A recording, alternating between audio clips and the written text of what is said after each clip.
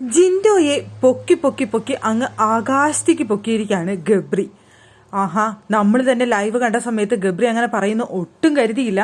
പക്ഷെ വളരെ കൃത്യമായി അക്കാര്യത്തിൽ ജിൻഡോയുടെ അടുത്ത് എത്ര ദേഷ്യമുണ്ടെങ്കിലും അതെല്ലാം മറന്നുകൊണ്ട് വളരെ കൃത്യമായി ഏറ്റവും ആദ്യം തന്നെ അവിടെ പറഞ്ഞത്, ജിൻഡോയുടെ പേര് പറഞ്ഞത് ഗബ്രിയാണ്.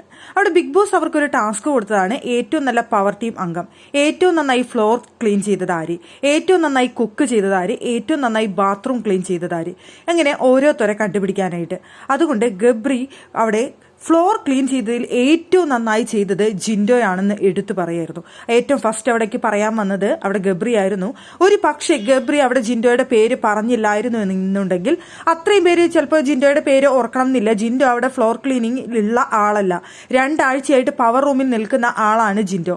അതുകൊണ്ട് തന്നെ അവിടെ ജിൻഡോയുടെ പേര് ചിലപ്പോൾ ആരും എടുക്കാതിരിക്കാം. പക്ഷേ ഗബ്രി അത് ഫസ്റ്റ് തന്നെ ഓർത്തുകൊണ്ട് എത്രയൊക്കെ ശത്രുതയുണ്ടെങ്കിലും ഗബ്രി അവിടെ പവർ റൂമിൽ നിന്ന് അവിടെ വന്ന് ശിക്ഷയായിട്ട് ഫ്ലോർ ക്ലീനിങ് അവിടെ ജിൻഡോ ചെയ്തത്.